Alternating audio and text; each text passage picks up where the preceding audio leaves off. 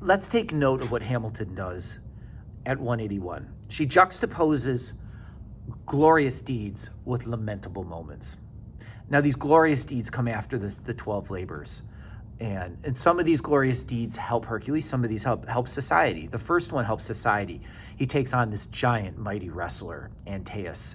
How he beats him is something that is a testable plot point. You should know that. After that, he takes on a river god, and he fights for love. And Deianira is going to become his wife. He even will go on to free Prometheus, who's constantly punished, this Titan who's punished for helping humans. And there's something magical about Hercules being the one who frees Prometheus, another hero whose actions are helping society, even though he also causes great pain for himself in the process. So it switches over into lamentable deeds. He accidentally kills a Lord's serving person. He kills a good friend to avenge an insult. And Zeus punishes him for this. He's emasculated in that punishment by a queen forcing him to dress as a woman for over a year and serve like a woman. And all of this is because he loses control of his emotions and he accepts punishment. I mean, this is a hero who the gods even kind of, I don't know if I'd say fear, at times they do. They respect his great strength that he has magically gotten from Hera. They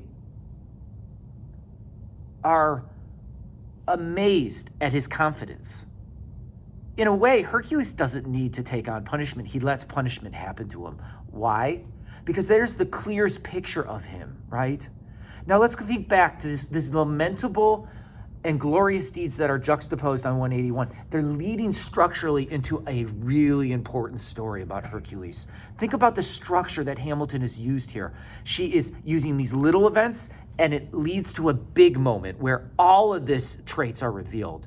And she says this is the clearest picture of who he is. Now, I lectured on this in class today, this hospitality story. This theme of hospitality is very important. Now, let's think about it. It's still important to today. We serve hospitality to our friends when they come to our houses. But we also think of hospitality between nations. We share resources, diplomacy. That was ever important in the Greek culture. This is a shipping and trading culture. You're going to run out of supplies as you are beaching at different city-states and kingdoms, and they have a system embedded in their government, in their ideals that says we must show strangers hospitality. If we don't, the gods will punish us. So in this scene at 182, we have King I say King Ad, but it's King Admetus. Now he's lost his wife, and it's his own fault. He's trying to cheat death. He's even asked his friends, his parents, to trade places with him because the fates are ready to cut his thread. And we get this flashback of how Apollo and Zeus have had a conflict, and Apollo has been punished by Zeus, and he's been forced to stay on Earth like a normal human, and he serves under King Ad. So we have this really multiple layered flashback that leads us to this moment where now Hercules shows up, and King Ad is mourning the death of his wife. His wife has chosen herself to be the one who will trade her life for her husband, her king. This mourning process is going through Thessaly. And Heracles, why don't we use the real Greek name? Heracles doesn't know. This dramatic irony sets us up to feel sorry for everybody involved. He does not know that there is a funeral going on. We know something he doesn't know. It's the dramatic irony, the tension of appearance versus reality. So there's parties that Heracles is trying to enjoy because he's being shown hospitality on the side of the castle. And on the other side, they're mourning the loss of the queen. He doesn't understand why people won't really party with him. This drunken revelry gets too intense. And there's different tellings as he grasps a servant, angered by the solemn state of affairs everybody's showing him. And he makes that servant tell him the truth. I think the idea that a servant must give voice to this important moment is powerful too.